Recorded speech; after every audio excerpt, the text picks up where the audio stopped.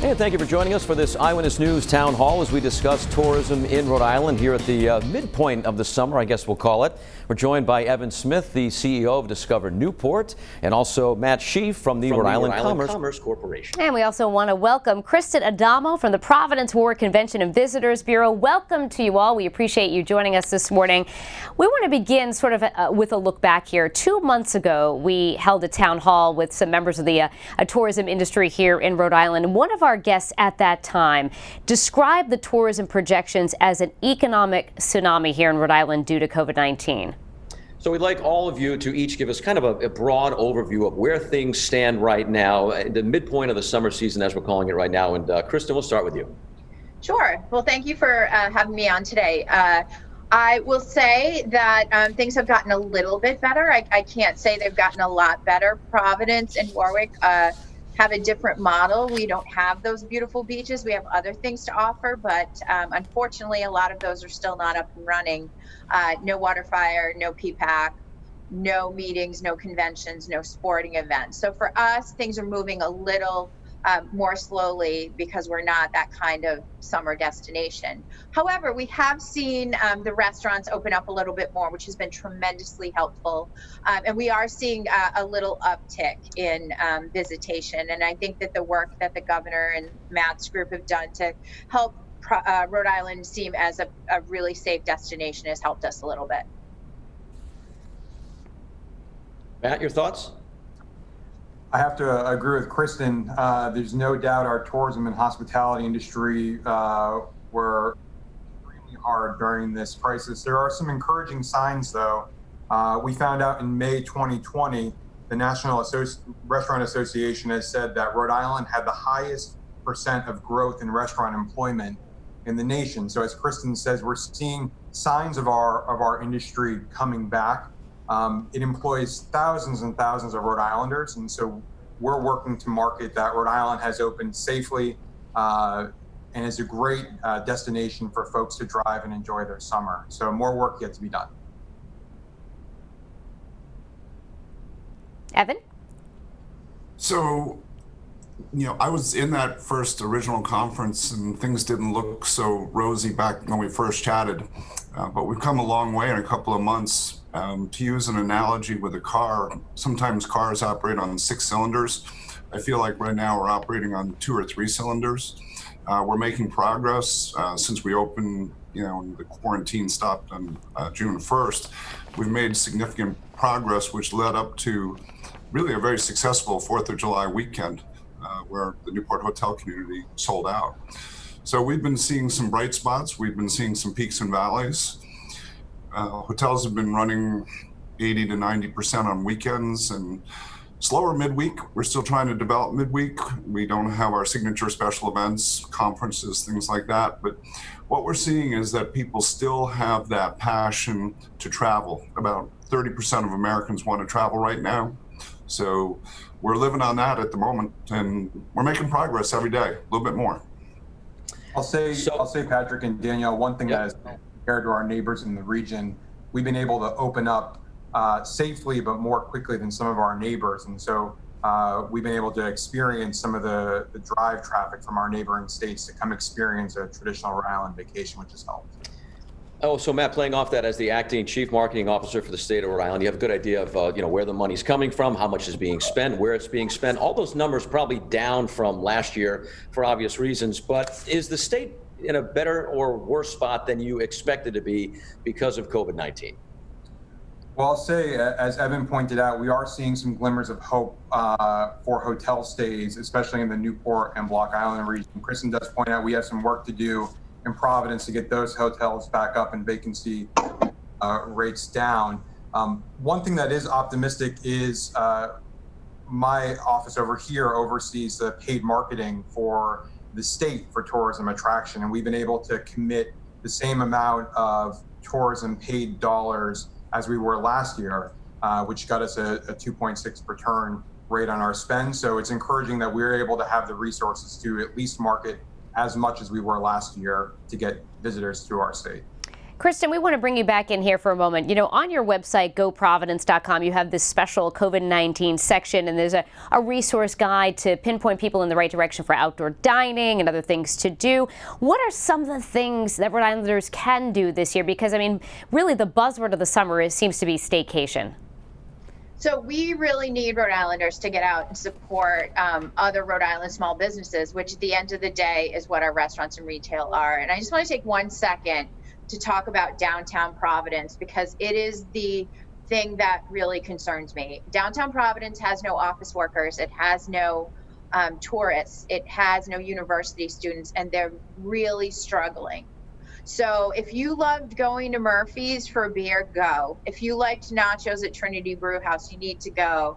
You need to go see Ellie's. You need to go shop, because what makes us special to meeting and convention delegates is our food scene and our downtown. And right now it's dying. So that is my big priority.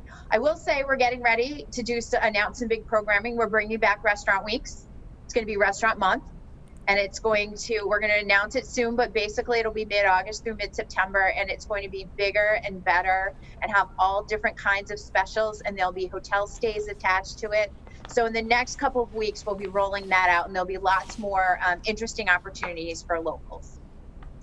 So, Evan, as the president and CEO of Discover Newport, that area of the state really relies on these 3 or 4 months to almost generate a year's worth of economic activity. Overall, how are the tourist attractions, the restaurants adapting to this? Now, personally, I've been to Newport quite a few times, on the weekends anyway, and it seems to the naked eye anyway that, things are getting back out to sort of a normal feel out there. People are dining at the restaurants and out shopping as well. What are your thoughts on that?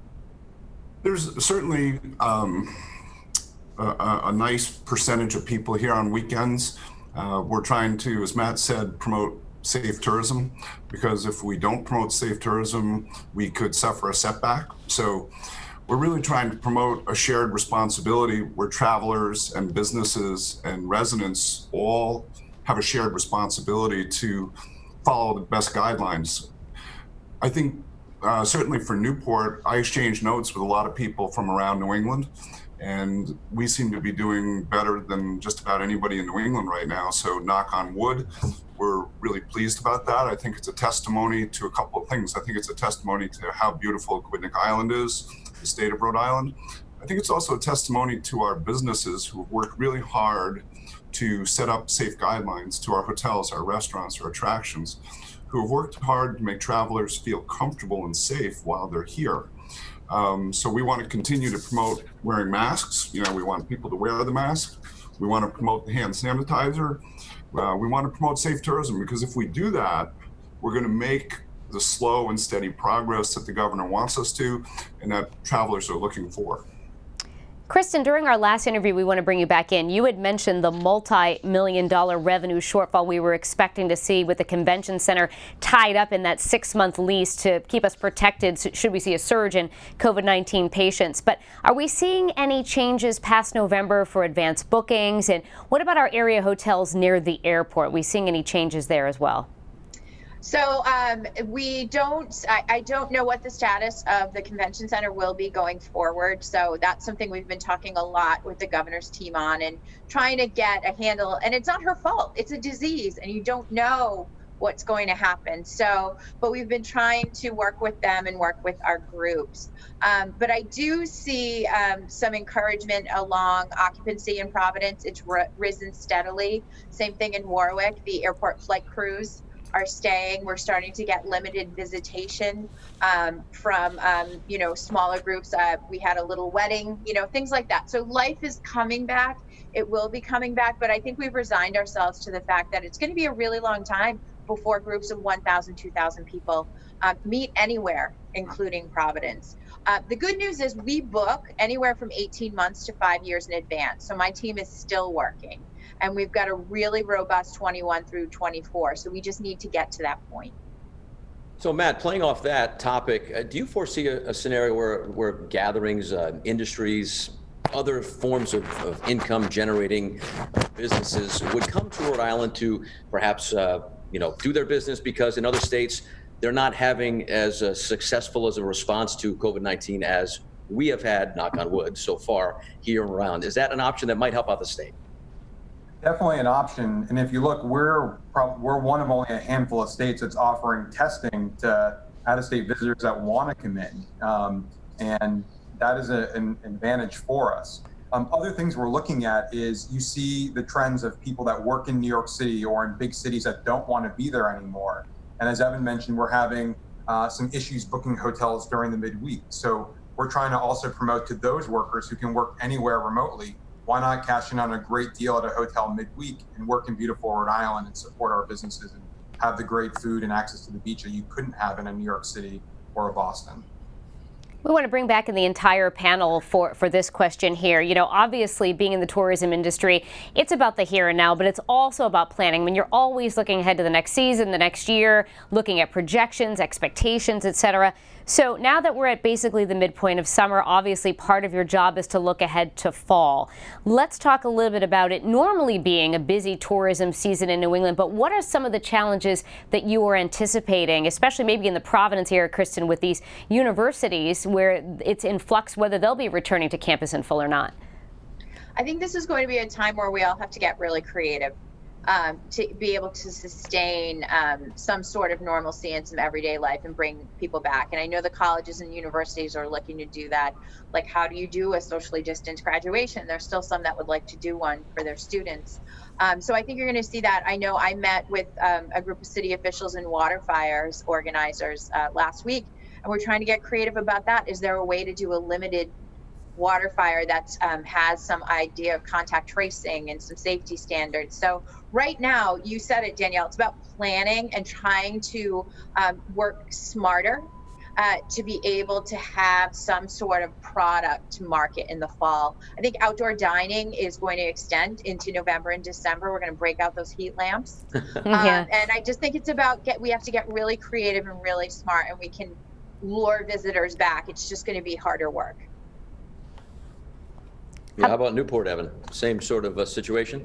Yeah, you know, I think the fall, everyone knows that the best time of year in our state is the fall. September and October, the two most beautiful months here. There is a huge shift in the paradigm here. Our three biggest markets in the fall are conferences, cruise ships, and big events. And guess what? None of them are happening. But we're still going to expect to see a lot of people because it's a beautiful time. We did a survey last week, and we found out that, no surprise, that people were visiting from New York, Massachusetts, Connecticut, New Jersey, and Rhode Island. Rhode Island made the top 5 for the first time in a long time, so that's a good thing. But fall is the best time to travel. It's a beautiful time to travel, and I think we're going to experience really strong weekends, and I think it's going to still continue to be a little bit thin midweek.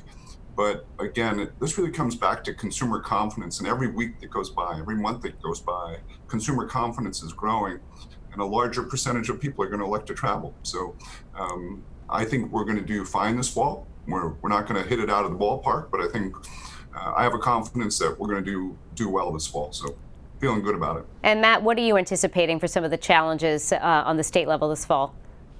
I think, as Kristen and Evan both said, we have to get creative. Last year, for the first time, we did something called Hotel Week. I know there's Restaurant Week. We did a Hotel Week where we focused on weeks where hotels traditionally are down on visitors. And so we brought in special discounted rates. I think you could say at the Ocean House for $300 a night, which is a steep discount. And we did a price tier system, 300, 200, 100 for the different hotels. We're going to bring that back in the late fall and through the winter. I feel blessed to have colleagues like Evan and Kristen, and we work extremely well and close together. So I think innovation and creativity, which Rhode Island is known for, we'll have to use to attract and sustain this industry. All right. Well, that was very informative, and I know all of you are adjusting to the current conditions, not daily, probably hourly, when you're getting new data and understanding the ebbs and flows of this COVID-19 pandemic. But I think Rhode Island's in a good place. I think you'd all agree that based on what's going on all over the country, Rhode Island is really a nice place to be, not only any time of year, but especially under the circumstances this country's dealing with right now.